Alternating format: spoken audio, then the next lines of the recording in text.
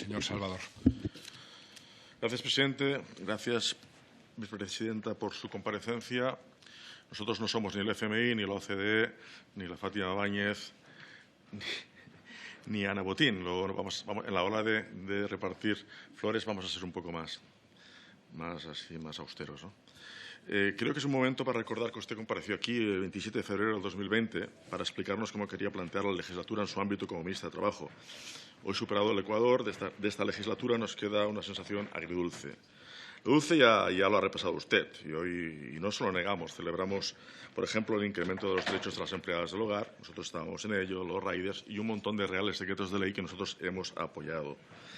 Hablemos de lo que creo que se puede mejorar, ¿no? Y hablemos de forma y de fondo, y empezamos por la forma. Repasando el diario de sesiones de aquel día, usted asumió públicamente y en sede parlamentaria varios compromisos que cabría repasar, ¿no? Primero empezó usted prometiendo diálogo y negociación. Si me permite, voy a citarla literalmente. Había asumido el diálogo como forma fundamental de proceder, en este caso, diálogo político. Después especificó que ese diálogo se concretaría en unas conversaciones con los diputados que hoy estamos aquí presentes, abro comillas, una interlocución continua y fluida con los portavoces de las diferentes fuerzas políticas, muy especialmente con los portavoces de esta comisión. Pues bien, nos consta que desde febrero de 2021 empezó usted a dialogar con la patronal de los sindicatos, me gusta más esta expresión que de agentes sociales, para abordar supuestamente la derogación de la reforma laboral y aspectos importantes del derecho laboral. En 10 meses no tuvimos ni una reunión, fue al final de todo, y nos llegó una negociación absolutamente quemada. Luego se planteó con forma de Real Decreto Ley y no pudimos, evidentemente, sin querer quitar la legitimidad a los sindicatos que la tienen y a la patronal, pero también tenemos la legitimidad de poder definir el modelo laboral, el modelo social, los grupos políticos, y creemos que teníamos algo que decir y se podía haber hecho esta negociación en paralelo. Seguimos desde el 3 de febrero de este 2022 hasta hoy. Pues bueno, tampoco ha habido ninguna reunión con usted, sí con algún secretario de Estado, en la cual hemos abordado leyes que ya estábamos de acuerdo prácticamente, pero en cambio temas importantes y de calado estratégicos, tácticos y de contenido, pues no se ha podido hacer, ¿no? Seguimos con el diario de sesiones de su primera comparecencia. Nos decía literalmente, el primer eje de este Ministerio, trabajo de calidad y con derechos. Frente a la precariedad que hemos descrito, debemos recuperar el trabajo con derechos y retornar al derecho laboral. Bien. Esto implica, decía usted literalmente en ese diario de sesiones que está del día que le he dicho, esto implica derogar la reforma laboral del Partido Popular del año 2012, que ha desmantelado buena parte de este derecho y volver al derecho del trabajo, que comienza por recuperar la causalidad de los despidos o, dicho de forma directa, evitar que se pueda despedir por cualquier razón. Ahí lo dejo. Como tengo poco tiempo, ¿cómo voy a resumir lo que quiero decir de estas cifras que hay aquí, que algunas las voy a matizar, ¿no? Y acudí a una viñeta de Forges que me hacía muchas gracias. Había un empresario y un trabajador cabizbajo. Decía, y le ofrezco a usted un contrato de 5 minutos y luego ya veremos. Bueno, a mí, como Forges, siempre me inspiraba como metáfora. Cójala como metáfora y como caricatura, ¿no?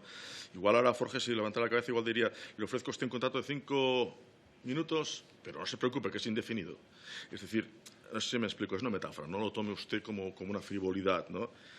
Pero sí que quiero decir que vamos a recordar unas cifras que aquí no están, que usted ha dicho de una manera que las va a tocar, pero aquí no están, en las ruedas de prensa no están, y para mí son importantes, ¿no? Dice, primero de todo, que también hay que aclarar que ser indefinido no quiere decir dejar de ser precario. Creo que también es importante, o que trabajar hoy en día tampoco quiere decir dejar de ser pobre. También es importante, ¿no? Y hay cosas muy importantes que, como es decir, por ejemplo, se puede ser precario y sufrir parcialidad indeseada, discriminación en la subcontratación o ser víctima de un ERE arbitrario. Y ser indefinido, por ejemplo, no blinda ante causas de despido que continúan siendo tan amplias que se puede decir, como usted declaraba antes de llegar al Gobierno, que el despido se puede considerar libre y barato. De hecho, el secretario general de la OGT ha dicho en reiteradas ocasiones, la última el 6 de septiembre, hace unos días, que falta aún por negociar lo más importante, el despido junto a los salarios. De salarios y del tema de la gente mayor de parados de larga duración, mañana tenemos una propuesta y el jueves haremos otras propuestas. Vamos a lo siguiente, ¿no? Por ejemplo, nos ha tocado temas importantísimos como las subcontrataciones de las empresas, de grandes fondos, de grandes empresas que asumen lo social como un campo lucrativo que se imponen a todos los concursos. Queríamos tocar ese tema. queríamos tocar ese tema, ¿no? Consecuencias del negocio está en la precarización de trabajadoras, porque es un trabajo feminizado, empeorando el servicio. Y eso sigue, quitando el tema de los salarios, el tema de las condiciones laborales. Si hablamos con las compañeras del SAT, el Servicio de Atención Domiciliaria, etcétera, lo que significa la subcontratación a empresas que incluso tienen su sede en paraísos fiscales, eso nos ha evitado. Y son empresas que viven precisamente de la precariedad de los trabajadores. Y eso es un tema que a nosotros nos preocupa. En Cataluña, dentro de nuestras posibilidades, intentamos poner algunas trabas con cláusulas sociales en la contratación en los concursos, ¿no? Pero seguimos con lo que decía antes, con unos datos que no salen en las notas de aquí y me parecen importantes. Dice, los contratos indefinidos del mes de agosto, he dicho lo mismo con los meses de julio, se dividen en 4, por la duración de su jornada. En 217.743 a tiempo completo. Pero ojo, y aquí es el que no sale aquí, 118.941 a tiempo parcial y 170.047 fijos discontinuos. Es decir, mucho más de la mitad de la contratación podríamos decir que son parciales y discontinuos.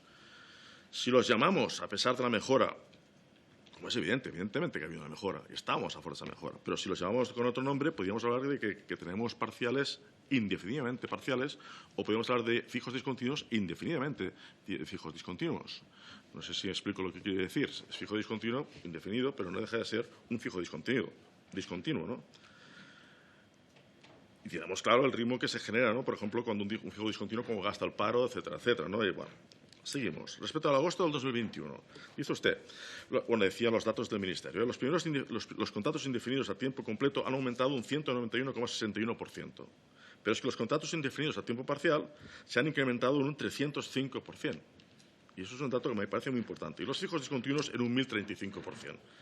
Evidentemente que siguen siendo indefinidos, pero no por eso dejan de ser temporales y aceptamos la gran mejora, pero siguen siendo gente con parcialidad que están temporales o están en contratos parciales, ¿no?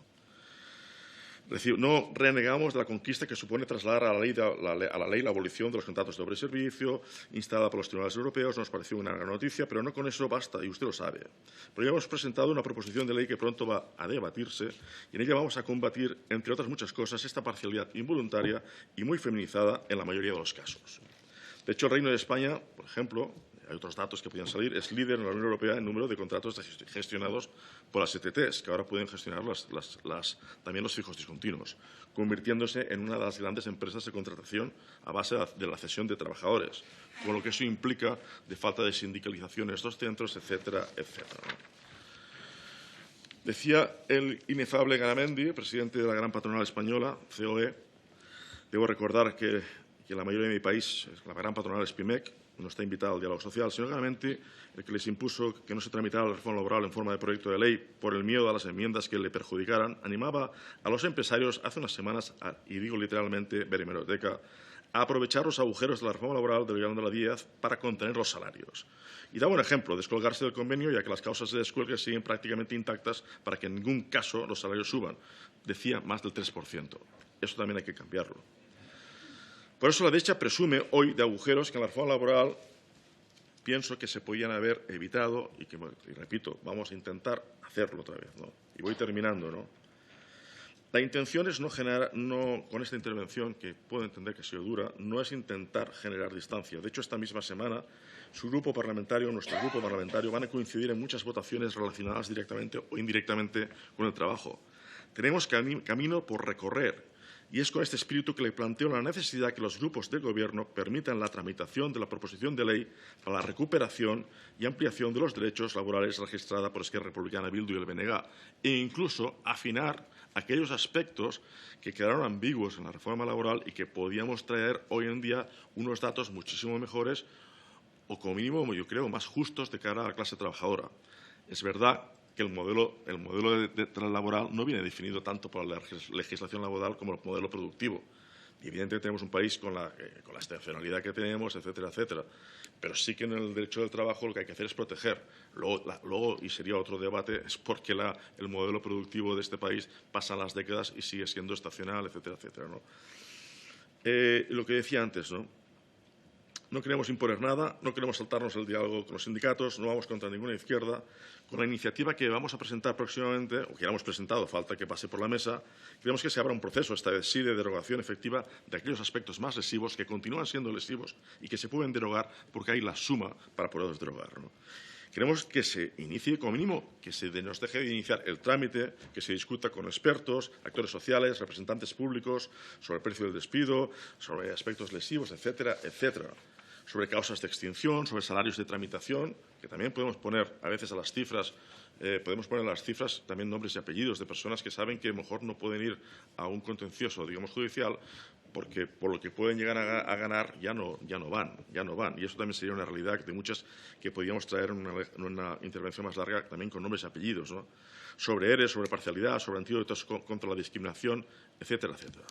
Y aquí queremos recuperar, y empezamos con lo que habíamos empezado.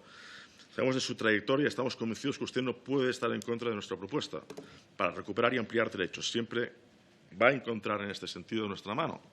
Y lo que queremos preguntar es, claro, ¿tendremos la suya en esta propuesta de intentar llevar este debate desde un punto de vista de izquierdas a intentar seguir aumentando en derechos, recuperando, sin quitar ninguno de los que ya ha traído la reforma laboral?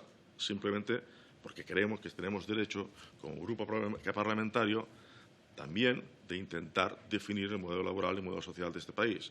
Además, cuando en Cataluña, por ejemplo, tenemos la Generalitat, ¿no? Y ahí lo dejo. Muchísimas gracias. Gracias, señor Salvador. Pasamos al Grupo Parlamentario Unidas Podemos, un grupo en Galicia.